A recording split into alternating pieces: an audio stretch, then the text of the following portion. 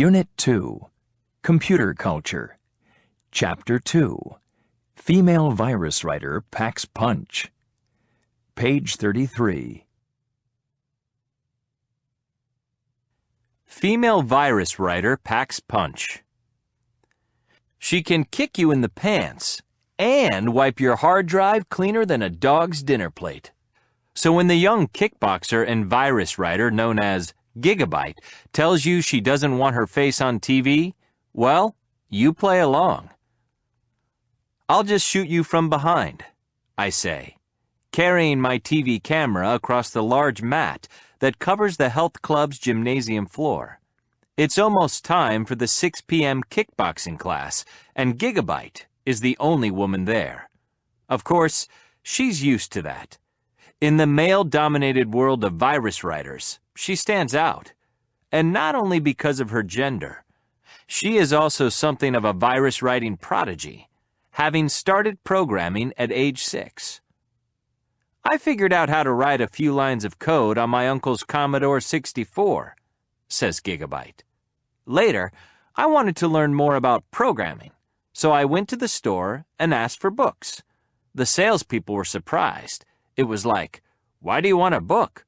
Why don't you just buy a game and go play?" But games are not very interesting to me. I wanted to learn how to write real, executable programs. So she did. At age 14, she wrote her first computer worm, which took over the shutdown screens of infected users. 2 years later, she wrote a powerful virus that mangles MP3 files. More recently, she became only the second person to write a virus in C#, the language of Microsoft's .NET platform. Her so-called Sharpay worm, which comes in an email attachment, spreads via Microsoft's Outlook email program, and infects certain files and computers where the .NET framework is present. The morning after kickboxing class, I arrive at Gigabyte's house at 6:30. She's having tea with her grandmother in the kitchen of a tiny, immaculate cottage. She has lived with her grandparents most of her life, for reasons she declines to discuss. We catch the public bus downtown to her school. Although the bus is packed with other teenagers, she speaks to no one. We walk a few blocks to her school, where I meet her computer teacher. "She is a good young programmer," she says, "but I do not approve of her virus writing. I know she says she is not causing any harm, and it is true that she does not intentionally spread these viruses, but I do not think it is appropriate, and viruses can cause a lot of damage." Nevertheless, teacher and student are cordial to each other throughout the long morning class. Later that afternoon, Gigabyte walks around the computer room her grandparents have set aside for her, flicking on no fewer than 4 Windows machines. She's comfortable here, and full of opinions.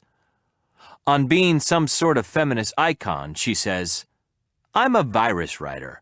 If I wanted to make a feminist statement, don't you think it would be part of the viruses I've written? I mean, yeah, I do want to admit I'm female because there is nothing to hide about it. The world should know there are female virus writers out there. But it's certainly not my motivation for virus writing. I do this for myself, not for the whole world.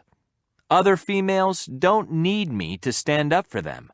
They can do it for themselves."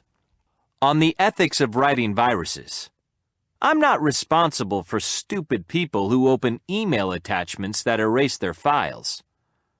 "Hey," she says, "let's go outside. I want to show you something." I'm led out into the backyard garden, which is beautifully groomed. There are painted gnomes and a small pond. And then, suddenly, there is a ferret. Gigabyte's pet ferret, out for a little afternoon walk. How right they are for each other, I think, looking at the ferret and the virus writer. Both are cunning and quick, and you wouldn't want either of them to bite you. Virus writing is so aggressive, and most reasonable people consider it an act of vandalism, or at least potential vandalism, I say. Would you spray paint graffiti on somebody's wall? We are not coming inside anyone's walls, she said. The users are running the virus. They are the ones clicking on it. So you think the people who execute these programs are responsible for the damage that your viruses do? I ask.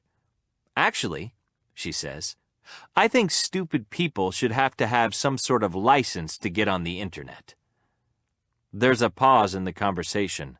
The ferret is turning somersaults in the grass at our feet. Do you think of what you do as art? I ask. I want to do something original that not everyone does, she says. If you write something that's new or funny or special in a way, then I think it is a form of art. Yes. I ask her if she wants to work with computers for a living. When she grows up, I mean. Yes, but not with an antivirus company, she says. I will never do antivirus. That would run counter to her code.